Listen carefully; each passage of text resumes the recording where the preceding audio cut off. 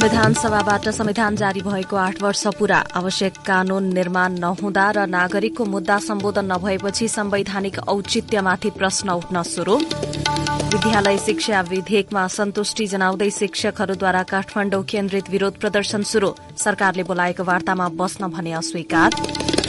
चालू आर्थिक वर्षमा नेपालको आर्थिक वृद्धि 4.3% हुने एसियाली विकास ब्याङ्कको प्रक्षेपण। भारतीय कम्पनीका सूचना प्रविधि उत्पादन र सामग्री प्रयोग नगर्न देशभित्रका संघ संस्थालाई पाकिस्तानको आग्रह। मुलुकको सूचना बाहिरिने जोखिम बढ़ाएको दावी। र नेपाली राष्ट्रिय क्रिकेट टोली एसियाली खेलकुद प्रतियोगिताको अन्तिम तयारीमा व्यस्त। नमस्कार, कान्तिपुर डायरीका साथमा असीम र पूजनी। समाचार अब विस्तारमा। शुरूमा कान्तिपुर सविस्तार। कान्तिपुर सविस्तार। नेपालको संविधान लागू भएको आजबाट 9 वर्ष लागेको छ। संविधान देशको मूल कानून हो, तर यसलाई क्रियाशील बनाउन चाहिने अन्य कतिपय कानूनहरू निर्माण नहुँदा आन्दोलनको उपलब्धि र संविधान सभाबाट जारी भएको संविधानकै औचित्यबारे प्रश्न उठ्न थालेको छ। सत्ता केन्द्रित राजनीति र आपसी अविश्वासका कारण संघीय संसद र प्रदेशसभाले आम नागरिकको मुद्दालाई सही ढंगमा सम्बोधन गर्न सकेका छैनन्। महत्वपूर्ण कानून बन्न नसक्दा राज्यका निकायहरू काम कारबाही प्रभावकारी बन्न नसकेको टिप्पणी भइरहेका छन्। 2072 असोज 3 गते नेपालका प्रथम राष्ट्रपति रामवरण यादवले संविधान लागू भएको घोषणा गर्दाको माहौल र अहिलेको अवस्थामा धेरै परिवर्तन आइसक्यो। किनभने संविधानले भने बमोजिम के कानून निर्माण हुन सकेको छैन। संविधानको मर्म अनुरूपका 40 वटा कानूनहरू निर्माण गर्नुपर्ने आवश्यकता भए पनि निर्माण हुन नसकेको निष्कर्ष संसदको विधान व्यवस्थापन समितिले निकालेको छ, जसमा नेपाल नागरिकता सम्बन्धी कानून, संघीय शिक्षा कानून, जनस्वास्थ्य कानून, संघीय निजामती कानून, सम्पत्ति हक अधिग्रहण र क्षतिपूर्ति सम्बन्धी विषय, विचार अभिव्यक्ति स्वतन्त्रता सम्बन्धी लगायतका 40 वटा विषयका कानून छन्। कानून निर्माण गर्ने थलो संसद नै प्रभावकारी रूपमा सञ्चालन हुन नसक्दा अवस्था दुरूह देखिएको हो।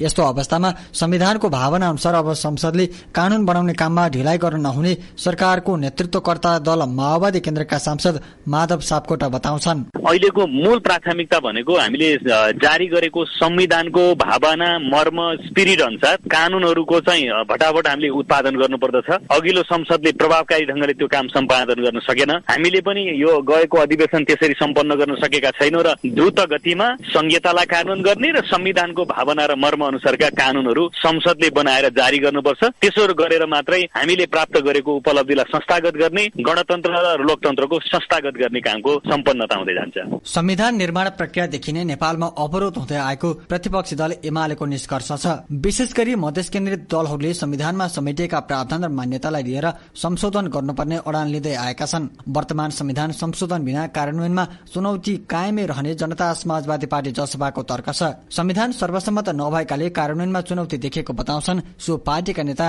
प्रकाश अधिकारी। सुधार मात्र संशोधन गर्नुपर्छ भन्ने नै हो।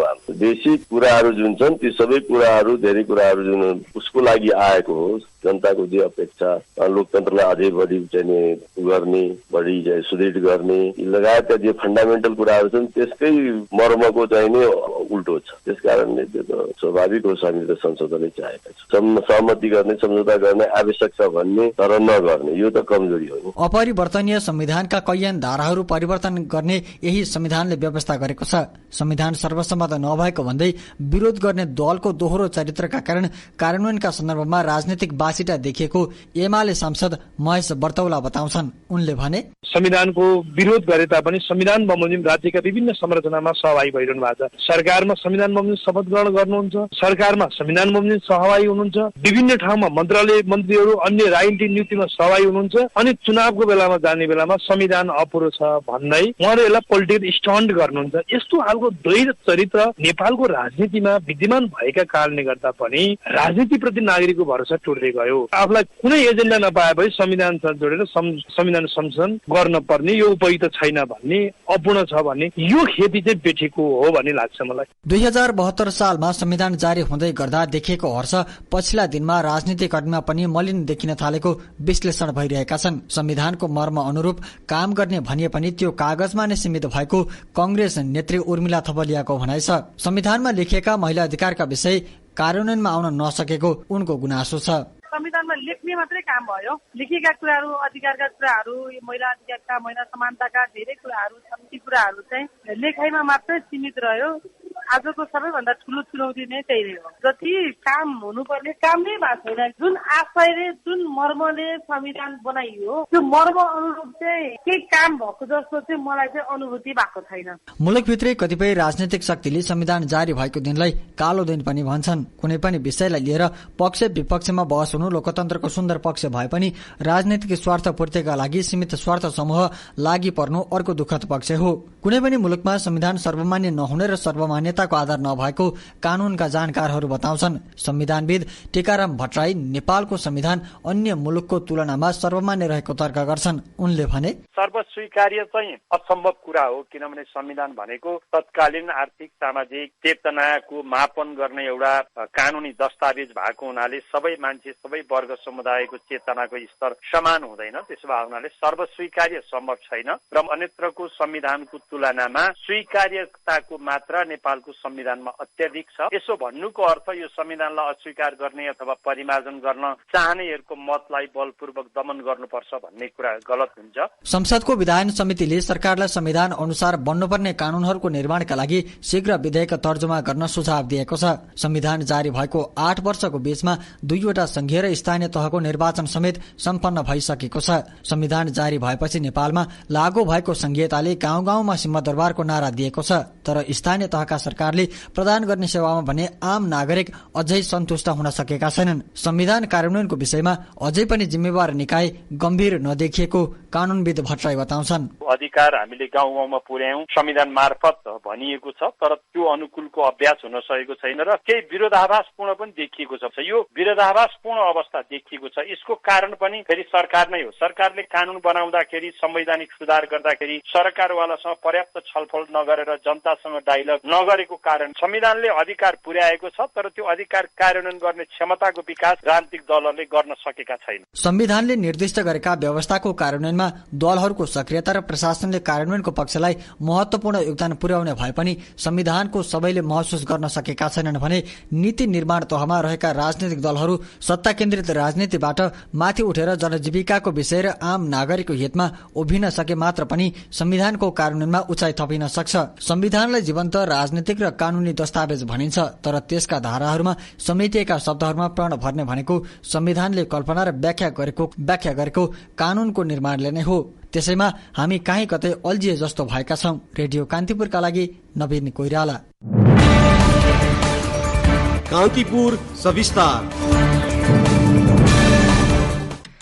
यसैबीच राष्ट्रपति रामचन्द्र पौडेलले राजनीतिक व्यवस्था र प्रशासकीय संरचनाको परिवर्तनले मात्र जनताको अपेक्षा पूरा नहुने बताउनु भएको छ। संविधान दिवसको अवसरमा शुभकामना सन्देश जारी गर्दै राष्ट्रपति पौडेलले मुलुक सामू विद्यमान चुनौती र जिम्मेवारीलाई पूरा गर्न राज्यको चरित्रलाई अझ लोकतान्त्रिक, पारदर्शी, जवाफदेही, सुशासित, न्यायपूर्ण र जनमुखी बनाउनुपर्ने बताउनुभयो। आयातमुखी अर्थतन्त्रलाई विस्थापन गरी स्वदेशमै उद्योग, उत्पादन, रोजगारी बढ़ाए र आफ्नै गाउँ र देशमा बस्ने वातावरण सहित राष्ट्रिय अर्थतन्त्रलाई सबल बनाउनु मुख्य चुनौती र जिम्मेवारी भएको राष्ट्रपति पौडेलको भनाइ छ। यसैबीच प्रधानमन्त्री पुष्पकमल दाहालले संविधान कार्यान्वयन मार्फत जनताको जीवन स्तरमा आमूल परिवर्तन गर्ने रूपान्तरणकारी अभियानमा आफू रहेको बताउनु भएको छ। प्रधानमन्त्री दाहालले सुशासन, समृद्धि र सामाजिक न्यायको मार्गलाई फराकिलो बनाउँदै संघीय लोकतान्त्रिक गणतन्त्रलाई जनताको वास्तविक राज्य व्यवस्थामा परिणत गर्ने अभियान थालेको बताउनुभयो। दिवसका अवसरमा उपराष्ट्रपति राम सहाय प्रसाद यादव, सभामुख देवराज घिमिरे र राष्ट्रिय सभाका अध्यक्ष गणेश तिमल सिन्हाले पनि शुभकामना व्यक्त गर्नुभएको छ। सरकारले संसदमा दर्ता गरेको विद्यालय शिक्षा सम्बन्धी विधेयकका केही प्रावधानमा असन्तुष्टि जनाउँदै शिक्षकहरूले काठमाडौँ केन्द्रित विरोध प्रदर्शन शुरू गरेका छन्। शिक्षकहरूको छाता संगठन नेपाल शिक्षक महासंघको आह्वानमा देशभरबाट काठमाडौँ आएका शिक्षकहरू माइतीघर मण्डलामा भेला भएर विरोध प्रदर्शन गरेका हुन्। सरकारले वार्तामा बस्न गरेको आग्रहलाई अस्वीकार गर्दै उनीहरू प्रदर्शनमा उत्रिएका हुन्। शिक्षा विधेयकमा शिक्षकको सरुवा, बढुवा, नियुक्ति, कार्य सम्पादन, सेवा सुविधा, नियमन लगायत लगायत रेखदेखमा स्थानीय तहको भूमिका रहने व्यवस्थाप्रति महासंघले असन्तुष्टि राखेको छ। महासंघले शिक्षकका पेशागत सुरक्षा, हकित र सम्मानको माग समेत अघि सारेको छ। प्रहरीका अनुसार प्रदर्शनमा देशभरबाट करिब 15,000 शिक्षक सहभागी भएका छन्। सरकारले गत भदौ 27 गते विद्यालय शिक्षा सम्बन्धी विधेयक प्रतिनिधि सभामा दर्ता गरेको थियो।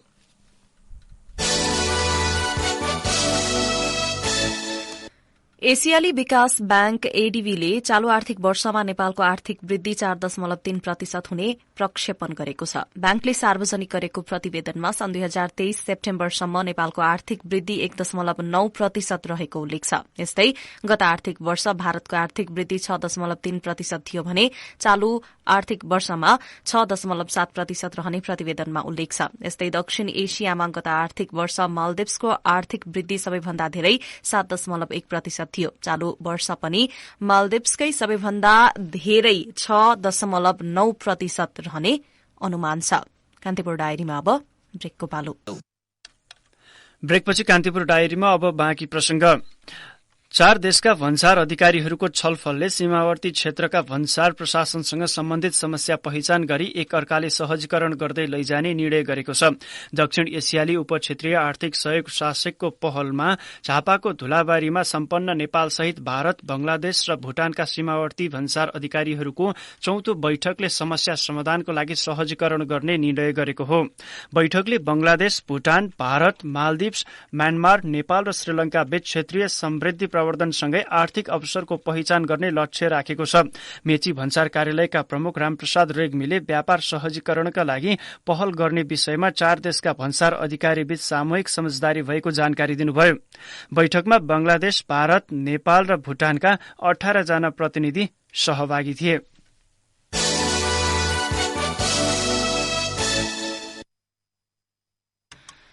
राष्ट्रसंघीय महासभाका लागि अमेरिकामा रहेका प्रधानमन्त्री पुष्पकमल दाहाल र श्रीलंकाका राष्ट्रपति रनिल विक्रमासिंघे बीच साइडलाइन भेटवार्ता भएको छ।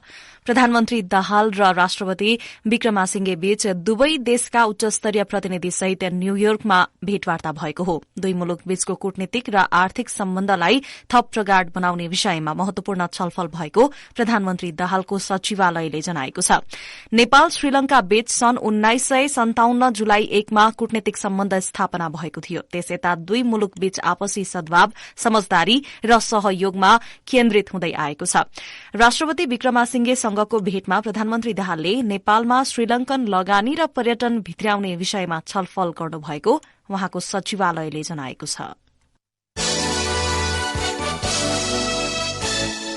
संविधान दिवसको अवसर पारेर सरकारले काठमाडौँ उपत्यकामा पहिलो पटक द्रुत बस सेवा शुरू गरेको छ। भक्तपुरको सूर्य विनायक रत्न पार्क सड़क खण्डमा द्रुत बस सेवा सञ्चालनमा ल्याइएको हो। भौतिक पूर्वाधार तथा यातायात मन्त्री प्रकाश ज्वाला, बागमती प्रदेशका यातायात मन्त्री लक्ष्मण लम्साल लगायत पदाधिकारी चढेर द्रुत बस सेवाको उद्घाटन गर्नुभयो। यात्रुहरूको लागि भने भोलि बिहिबारदेखि मात्रै द्रुत बस सेवा सञ्चालन हुने यातायात व्यवस्था विभागका प्रवक्ता ईश्वरी दत्त पनेरूले जानकारी दिनुभयो। द्रुत सेवा सञ्चालनमा आएपछि यात्रुहरूलाई सहज हुने अपेक्षा गरिएको छ। माइतीघर, कोटेश्वर, जडीबुटी जस्ता क्षेत्रमा पनि द्रुत सेवाका बस रोकिनु नपर्ने गरी ट्राफिक व्यवस्थापन गरिएको छ। बिहान 9 देखि 11 र बेलुका 4 देखि 6 बजेसम्म सूर्य विनायक रत्नपार्क द्रुत बस सेवा शुरू हुनेछ। द्रुत सेवाका बसमा पनि रत्नपार्क सूर्य विनायक रूटमा चल्ने अरू सार्वजनिक बसमा सरह भाडा लाग्ने विभागका प्रवक्ता पनेरूले जानकारी दिनुभयो। पर्साको वीरगंजमा डेंगी रोगको संक्रमण बढ़दै गएको छ। पछिल्लो पटक विभिन्न अस्पतालमा गरी 43 डेंगी संक्रमित सम्पर्कमा आएको वीरगंज महानगरपालिका स्वास्थ्य महाशाखाले जनाएको छ। महाशाखा प्रमुख अनिल कुमार यादवका अनुसार वीरगंजको छपकैया, रानीघाट, रेलवे रोड लगायत क्षेत्रमा डेंगी संक्रमण बढ़ी देखिएको छ। महानगरमा डेंगीको प्रकोप देखिन थालेसँगै लामखुट्टेको लार्भा नष्ट गर्ने अभियानलाई उच्च प्राथमिकतामा राखिएको स्वास्थ्य महाशाखा प्रमुख यादवले जानकारी दिनुभयो। कान्तिपुर डायरीमा पुनः ब्रेकको पालो। ब्रेकपछि कान्तिपुर डायरीमा अब आर्थिक प्रसंग। पर्यटन क्षेत्रमा प्रचलित एउटा अवधारणा माइस टुरिज्म हो। मेला, सभा, सम्मेलन र विवाह समारोहको लागि पर्यटक भित्राउनुलाई माइस टुरिज्मको परिभाषाभित्र राखिएको छ। माइस पर्यटनलाई महत्व र प्राथमिकता दिएर इन्डोनेसिया, थाइल्याण्ड, फिलिपिन्स लगायत देशले हरेक वर्ष लाखौं पर्यटक भित्राउँदै आएका छन्। पर्यटन क्षेत्रको लागि प्रसिद्ध मानिएको नेपालमा भने माइस पर्यटनले खासै महत्व पाएको छैन। जानकारहरूका अनुसार कानूनी अडचनका कारण माइस पर्यटन नेपालमा प्रभावकारी हुन नसकेको हो। एक रिपोर्ट। नेपाल पर्यटन बोर्डका अनुसार सन् 1987 मा नेपालमा आयोजित तेस्रो सार्क शिखर सम्मेलनका क्रममा नेपालमा माइस टुरिज्मको अवधारणा ल्याइएको थियो। 35 वर्ष अघिदेखि नेपालमा माइस टुरिज्मको अवधारणा शुरू भए पनि यसका लागि आवश्यक पर्ने नीतिहरू तयार हुन सकेका छैनन्। नेपालको प्राकृतिक, धार्मिक, ऐतिहासिक तथा सांस्कृतिक सम्पदा लगायत पर्यटकीय स्थलको अवलोकन गर्नको निम्ति वर्षेनी ठूलो मात्रामा पर्यटक आउने गरेका छन्। सन् 2022 मा 6,14,148 पर्यटक नेपाल भित्रिएको बोर्डको तथ्याङ्कमा उल्लेख छ। सन् 2023 को 9 महिनामा 4,76,481 पर्यटक नेपाल भित्रिएका छन्। यो संख्या हेर्दा नेपालमा पर्यटन क्षेत्र लयमा फर्किँदै गएको अवस्थामा माइस टुरिज्मबाट समेत पर्यटक भित्राउन सकिने देखिएको छ। नेपालमा निर्माण भएका अन्तर्राष्ट्रिय सम्मेलन केन्द्रहरूको सदुपयोग गर्दै पर्यटकीय स्थलमा माइस टुरिज्मको लागि चाहिने पूर्वाधार बनाउनु पर्ने सम्बद्ध अधिकारीहरूको भनाइ छ। माइस टुरिज्म ग्लोबलका सञ्चालक मनोज गिरी सरकारले यो क्षेत्रमा काम गर्न ढिलाइ गर्न नहुने बताउँछन्। उनी भन्छन्, जस्तो 200 जनाको हामीले इन्टरनेशनल कन्फरेन्स यहाँ गर्ने हो भने त्यसको मेसेज चाहिँ हामीले पठाउनै पर्दैन संसारमा कहीँ पनि कसैलाई। इन्टरनेशनल मिडियाले आफै पठाइदिन्छ। त्यो सम्भावना छ। त्यसको लागि 200, 400, 500, 1000, 2000 सम्मको लागि त हामीसँग यहाँ हल क्यापेसिटी पनि रहेछ। त्यसो हुँदाखेरि चाहिँ यतापट्टि पनि अलिकति बढी ध्यान दिने हो कि। जनसङ्ख्या र अर्थतन्त्रको आधारमा दुई ठूला छिमेकी मुलुक भारत र चीनबाट थप पर्यटक भित्राउन माइस टुरिज्मको बलियो आधार हुन सक्ने देखिन्छ। प्राकृतिक सौन्दर्य र सम्पदाले भरिपूर्ण भएकाले नेपालमा माइस टुरिज्मलाई केन्द्रित गरी नीति नियम तय गर्न सकिएमा साना व्यवसायीदेखि ठूला व्यवसायीले लाभ लिन सक्नेछन्। पूर्वाधारको कमी तथा नीतिगत कमजोरीका कारण यो अवधारणालाई अघि बढाउन नसकिएको व्यवसायीको भनाइ छ। होटल एसोसिएसनका अध्यक्ष विनायक शाह भन्छन्, अब हामीले चाहिँ यत्रो पोटेन्सियल हुँदाहुँदै पनि यसमा हामीले विकास गर्न सक्छौं भनेर जुन छलफल गर्यौं, यसलाई चाहिँ यसको निचोड चाहिँ हामी सम्बन्धित सबै ठाउँमा गएर यसको अगाडि बढाउने नै हाम्रो उद्देश्य हो। शहरी विकास मन्त्रालयले देशका विभिन्न भागमा गरी 12 वटा सम्मेलन केन्द्र निर्माण गरिसकेको छ भने आगामी वर्षभित्र थप 22 वटा केन्द्र निर्माण सम्पन्न हुने तयारीमा छन्। ती सम्मेलन केन्द्रको उचित प्रयोग गरी प्रचार प्रसार विस्तार गर्न सकिएमा माइस टुरिज्मलाई अघि बढाउन सकिने धारणा छ। अन्तर्राष्ट्रिय सम्मेलन केन्द्र विकास समितिका कार्यकारी निर्देशक विद्रोह दाहालको, अब अम्ब्रेला अर्गनाइजेसन नबनाइकन यो हबहरूको बारेमा हामीले चाहिँ हुँदैन। अब यसको बारेमा सोच्ने बेला छ। माइस टुरिज्मका लागि आवश्यक सेवा सुविधा नेपालमा उपलब्ध छ भने सन्देश प्रवाह गर्न सकिएमा यस क्षेत्र विस्तार गर्न सकिने पर्यटन बोर्डको भनाइ छ। सहप्रवक्ता मणिराज लामिछानेले नेपालमा पनि अन्तर्राष्ट्रिय स्तरको इभेन्ट आयोजना गर्न सक्ने दक्ष जनशक्ति रहेकाले बिस्तारै अन्तर्राष्ट्रिय क्षेत्रले प्राथमिकता राख्न थालेको बताए। अन्तर्राष्ट्रिय स्तरका नेपालमै उत्पादन भइसक्नु भएको छ कि त्यसले गर्दाखेरि अब अहिले त्यसको संशय छैन। त्यो भनाले पछिल्लो समयमा नेपाललाई पनि बिस्तारै उहाँहरूले आफ्नो लिस्टमा हाल्न थाल्नु भएको चाहिँ देखिन्छ। पर्यटनको प्रचुर सम्भावनालाई व्यवहारमा उतार्न आवश्यक नीति नियम र व्यवहारिक पक्षलाई ध्यान दिनुपर्ने देखिन्छ। माइस टुरिज्मका लागि पनि राज्यका तर्फबाट त्यस्तै प्रभावकारी कदमको अपेक्षा गरिएको छ। रेडियो कान्तिपुरका लागि असीम सापकोटा। रैथाने बाली कोदोको प्रवर्धनका लागि हुम्लामा पहिलो पटक महोत्सव आयोजना हुने भएको छ। हुम्लाको अर्ग्यानिक कोदो खेतीको संरक्षण र प्रवर्धनका लागि अन्तर्राष्ट्रिय कोदो दिवसको अवसर पारेर यही असोज 15 गते महोत्सव आयोजना गर्न लागि कृषि विकास कार्यालयले जनाएको छ। कृषि विकास कार्यालयका प्रमुख धर्मबहादुर शाहीले जिल्लामा पहिलो पटक हुन लागेको महोत्सवले यसको संरक्षण, प्रवर्धन र प्रचार प्रसारमा सहयोग पुग्ने बताउनुभयो। महोत्सवमा कोदोका विभिन्न परिकारहरू प्रदर्शनी गरिनेछन्। कार्यालयका अनुसार जिल्लामा वार्षिक 1540 टन कोदो उत्पादन हुने गरेको छ। जिल्लाका खेतीयोग्य जमीन मध्ये 1350 हेक्टर क्षेत्रफलमा कोदो खेती हुने गरेको कृषि विकास कार्यालय प्रमुख शाहीले जानकारी दिनुभयो। अब मुलुक बाहिरका प्रसंग।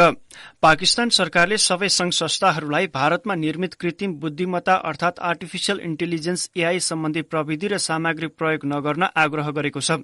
पाकिस्तानका केही बैंक एवं संस्थाहरूले भारतीय कम्पनीका आईटी उत्पादनहरू तथा साइबर सुरक्षा र एआई सम्बन्धी सामग्री प्रयोग गर्दै आएका छन्। देशको महत्वपूर्ण सूचनालाई भारतीय पक्षबाट खतरा भएको भन्दै ती सामग्री प्रयोग नगर्न पाकिस्तानले आग्रह गरेको हो। संवेदनशील कागजात एवं सूचना बाहिरिन नदिन भारतीय कम्पनीको साटो स्वदेशकै प्राविधिक कम्पनीसँग काम गर्न समेत पाकिस्तान सरकारले आग्रह गरेको समाचारमा जनाइएको छ। अब खेल प्रसंग। नेपाली राष्ट्रिय क्रिकेट टोली एसियाली खेलकुद प्रतियोगिताको अन्तिम तयारीमा व्यस्त छन्। 15 खेलाड़ी सहित 19 सदस्यीय टोली आगामी आइतबार चीन जाँदैछन्। झण्डै 1 वर्ष वन डे क्रिकेटमा अभ्यस्त रहेको राष्ट्रिय टोलीले छोटो समयमै T20 फर्मेटमा एशियाड खेल्न लागेको हो। एक रिपोर्ट।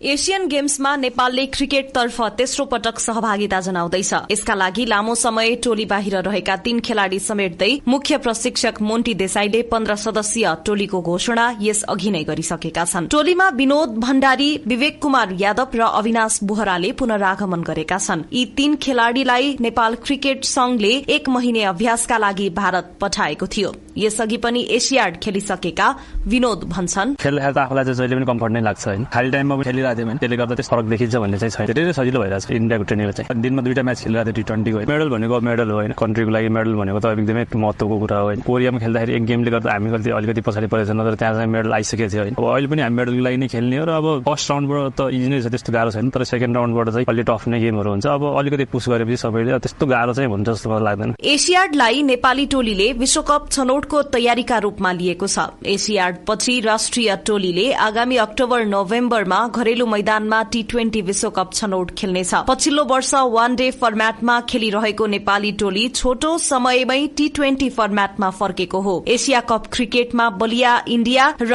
पाकिस्तानसँगको खेल अनुभवले एशियाडमा थप मदत पुग्ने राष्ट्रिय क्रिकेट टोलीका पूर्व प्रशिक्षक जगत तमाटा बताउँछन्। उनी भन्छन्, सबभन्दा पहिला त एउटा राम्रो अपर्च्युनिटी पाएको छु हामीले, किनभने T20 वर्ल्ड कप हाम्रो नोभेम्बरमा छ हैन। त्यसको प्रिपरेसनको लागि पनि एउटा राम्रो हामीले पाएको छौं, किनभने त्यहाँ साउथ एसियनकै मतलब राम्रो टिमहरू खेलिरहेछ। सो एउटा राम्रो प्रिपरेसन पनि हुन्छ। T20 भएकोले एउटा होप छ, चान्सेस छ मेडलको। गत अगस्तमा केन्यासँग 5 खेलको सिरिज खेलेपछि नेपालले T20 अन्तर्राष्ट्रिय खेल खेलेको छैन। विश्वकप छनौट अघि एशियाडले खेलाड़ीको मनोबल बढाउन सहयोग पुग्ने क्यानका अध्यक्ष चतुर बहादुर चन्दले बताए। उनले भने, राज्यले सहभागी गराएको हुनाले मेडलको लागि त पहिलो उद्देश्य भइहाल्यो र हामी चाहिँ माथिल्लो लेभलमा पुग्यौं, क्वार्टर फाइनल खेल्न पायौं, सेमी फाइनल खेल्न पायौं भने हाम्रो तयारी पनि राम्रो हुन्छ। यसकारणले दोहोरो छ, एउटा त देशकै प्रतिनिधित्व हुने गरी देशको झण्डा मुनि खेल्ने अवसर पाइयो, दोस्रो अन्य क्वालिफाई प्रतियोगिता र अन्य प्रतियोगिताका लागि यो तयारी पनि भयो। एशियन गेम्समा क्रिकेट अन्तर्गतका खेलहरू असोज 10 देखि 20 गतेसम्म हुनेछन्। नेपालले समूह चरणका खेलमा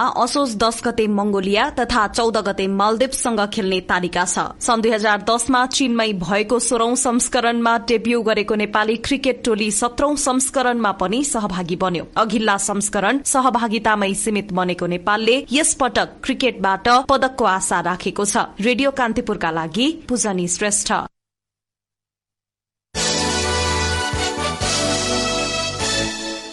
नेपाली राष्ट्रिय पुरूष भलिबल टीम 19औं एसियाली खेलकुद प्रतियोगिताबाट बाहिरिएको छ। चीनमा भएको दोस्रो खेलमा नेपाल इरानसँग 3-0 को सोझो सेटमा पराजित भएको हो। नेपालले इरानलाई 25-9, 25-15 र 25-13 को सेट सुम्पियो। यसअघि हिजोको पहिलो खेलमा नेपाल बहराइनसँग 3-1 को सेटमा पराजित भएको थियो। यसपटकको प्रतियोगितामा वरीयता निर्धारणको लागि थप खेल नहुने भएकाले नेपाल लगातार 2 खेल गुमाएपछि समूह चरणबाटै बाहिरिएको हो। हवस् त साँझ 6:30 बजेको कान्तिपुर डायरी अहिलेलाई यति नै। अन्त्यमा मुख्य प्रसंग पुनः एकपटक। संविधान सभाबाट संविधान जारी भएको 8 वर्ष पूरा, आवश्यक कानून निर्माण नहुँदा र नागरिकको मुद्दा सम्बोधन नभएपछि संवैधानिक औचित्यमाथि प्रश्न उठ्न शुरू।